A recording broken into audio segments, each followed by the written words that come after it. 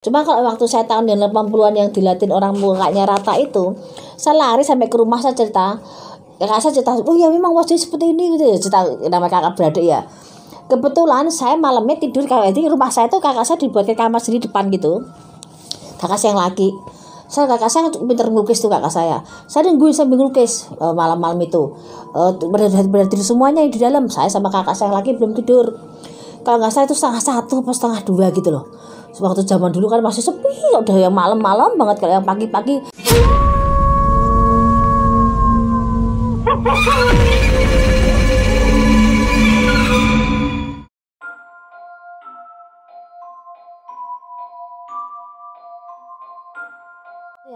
yang peri mungkin orang di Jawa mungkin sebagian udah tahu namanya peri gitu, bukan peri yang ganggu apa yang membantu, itu bukan.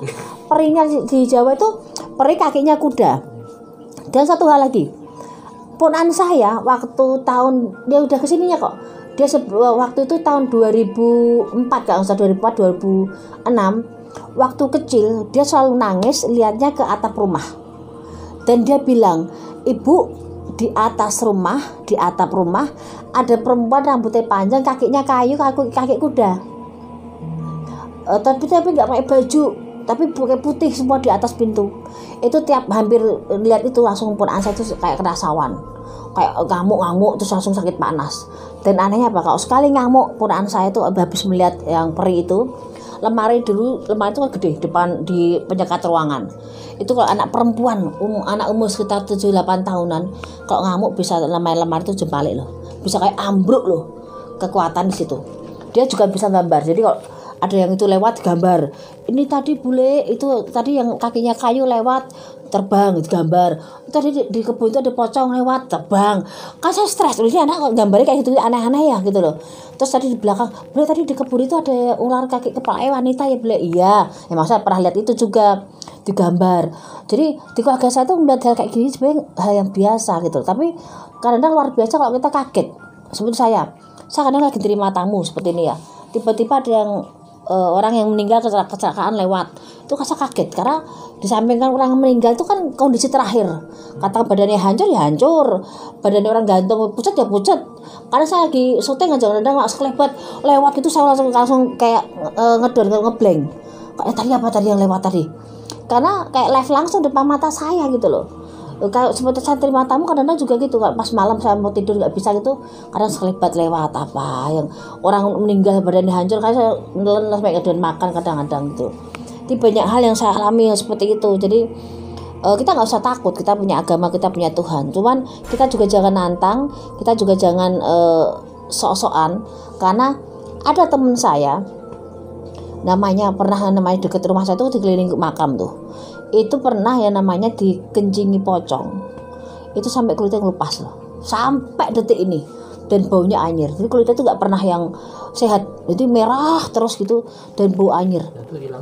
Itu nggak akan bisa hilang itu. Jadi dia suka nantang, dulu kan waktu muda dia suka nakal gitu loh. Kalau pulang malam tuh bisa lempari deket makam seperti itu dikencingi. Dia cerita sendiri katanya loh ya, itu dikencingi pocong, dan keluarga situ memang pernah ngomong dikencingi pocong, dan setelah dikencingi jadi kayak ngelupas bau anyir sampai detik ini.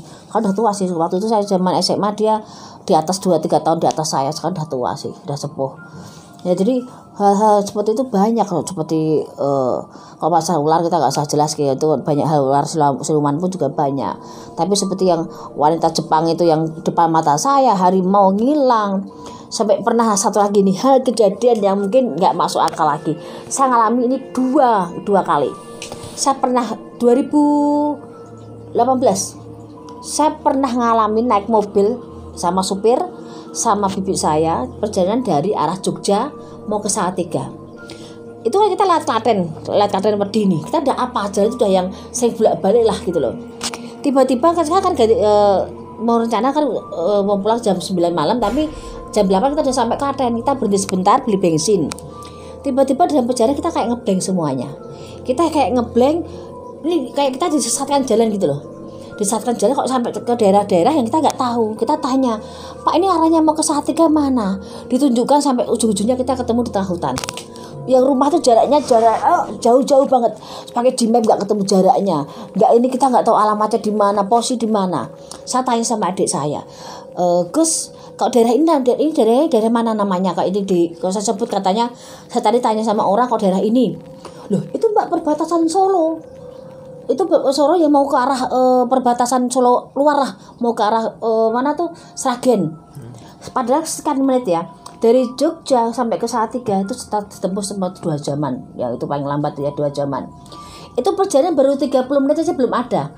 Baru sampai Klaten. Itu pun masih belum masuk Klaten ya. Kalau udah sampai ke tempat yang dimaksud Solo tadi, mau ke Sragen, perlu waktu 4 jaman. Sedangkan saya dalam waktu belum ada 30 menit, itu saya sudah pindah ke lokasinya di daerah perbatasan Solo Sragen tadi. Dan saya mikir gini, saya sangat di tengah hutan. Saya nggak tahu harus mau posisi di mana, Gmap nggak bisa ditempuh, jadi di luar batas area semuanya. Kita berdoa semuanya. Kita 4 orang waktu itu sama supir saya 1. Tapi pikir setelah itu ternyata apa? Di jalur yang saya mau lewatin ke arah Solo ada tabrakan besar-besaran. Saya mikir kalau seandainya saya lewat jalur yang saya tempuh itu, mesti apa mungkin saya masuk dalam hal kecelakaan itu. Karena jamnya, detiknya jalur itu yang saya lewati itu juga. Tapi saya tiba-tiba ada di tengah hutan. Siapa yang ngangkat mobil saya? Perjalanan dari Jogja sampai ke Kartosuro, Solo Sragen itu hampir 3-4 jam. Dan saya dalam waktu tidak ada 30 menit nyampe ke lokasi itu. Itu sangat yang kita begitu sampai ke Salatiga, sampai kita ngobrol nggak ada yang percaya. Tapi saya sempat moto lokasi ini, adik saya kan agak apa dari Solo. Tak foto, oh ya Mbak bener ini perbatasan ini. Itu jadi pemikiran kita. Harus itu sampai Salatiga sampai jam 10 sampai setengah 11. Saya sampai Salatiga jam setengah 2 malam. Karena kalau balik arah lagi dari Sragen, Solo, Kartosuro ke Salatiga. Itu perlu waktu yang lama. Tapi kalau kita tadi yang 30 menit nggak ada, udah sampai ujung itu, jalurnya mana? Mau cepat sampai jalan tol juga akan sampai situ, tapi kalau jalan tol juga belum ada waktu itu. Makan masih jalan biasa. Kita lewatin masih kalau kita mau Salatiga kan lewatin Jatinom. Itu kita udah motor jalan, lewatin sawah-sawah. Tapi kita yang udah biasa sih tuh sampai jalan itu nggak ada semuanya. Rumah tuh jaraknya 1 kilo 1, jaraknya masih jauh-jauh. Tata tuh dekat hutan perbatasan Solo mau ke Sragen. Berarti agak di ini nih, kayak dibuat keder gitu iya, kitanya. Dipindah mobil saya. Oh. Dipindah hal gaib dan semuanya satu mobil ngantuk semuanya. Satu nggak pernah perjalanan itu tidur. Saya begitu sampai mau masuk Klaten, kok saya ngantuk banget. Kakak saya juga ngantuk, bibi saya juga ngantuk, teman saya juga ngantuk. Supir sapu juga sampai nunukan ngantuk. Tiba-tiba kok kayak dihentikan gitu, kita tahu lokasi situ. Dan saya nggak tahu GPS semua handphone semua dubur nggak bisa. Cuma kita jalan melipir, salahnya kita sendiri sampai di mana. Kita butuh ada lampu, kita tanya, ternyata daerahnya seperti itu. Itu pun saya telepon juga susah. Dan bisa berpikir batu, ya Allah luar biasa. Ini kalau kan mungkin saya lewat jalur yang tadi, mungkin saya ikut kecelakaan mungkin. Tapi saya dienggokkan jalan karena kuasa Allah. Saya ada di jalur itu walaupun hal yang tidak masuk akal, tapi saya mengalami itu. Tapi di saat perjalanan itu selama 4 jam itu ya, Mbak Yu sempat nggak sih ketemu hal-hal yang nggak masuk akal gini kok? Saya gini, kalau katakan kita dari perjalanan dari Sragen ke Solo pun itu makan waktu lama loh. Itu saya cuma mikir, saya perjalanan normal aja segini lama loh. Tapi dalam waktu nggak ada yang 30 menit saya udah sampai ke perbatasan ini. Dan lewat jalur manapun nggak akan ketemu karena kalau juga belum ada. Kita lewat hutan pun harus ke Tinom, balik lagi ke arah Solo, baru ke arah situ. Ini saya tiba-tiba udah sampai arah situ. Berapa kota tadi tak lewatin dalam waktu singkat loh, gitu loh. Itu saya alami yang sangat luar biasa menurut saya. 2 kali saya mengalami seperti itu. Saya juga pernah seperti itu. Tapi waktu itu saya masih suka naik gunung. Jadi mau ke arah Merbabu. Kita mau Merapi, maafkan saya sering naik Merbabu sama Merapi. Mau ke arah Merapi kita mau lewat Boyolali. Tapi tiba-tiba kita lewati tiba-tiba Kopeng. Diputar kayak loh, kita jalur udah lewat jalur mau ke Boyolali. Lah kok jalan nggak maju-maju, kita ujung-ujungnya sampai ke daerah Kopeng. Langsung kita batalkan naik gunungnya semua. Karena udah mungkin saya mikir ada pertanda nggak bagus kita kalau naik, karena kita niatnya naik gunung.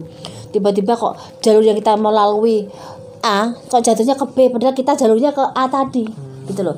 Langsung kita batalkan semua, malam itu juga kita pulang seperti itu. Banyak hal gaib. Iya, oke, Mbak Yu bisa sedikit dikasih kesimpulan nggak sih? Yeah.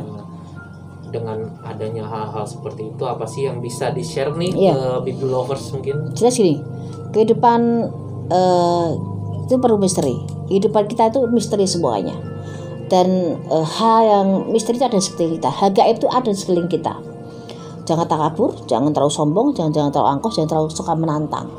Jadi kita saling menghargai, menghormati kehidupan masing-masing, kehidupan yang makhluk yang di luar dimensi kita. Jadi kuasa Tuhan itu pasti ada, keajaiban itu pasti ada. Semua milik yang di atas.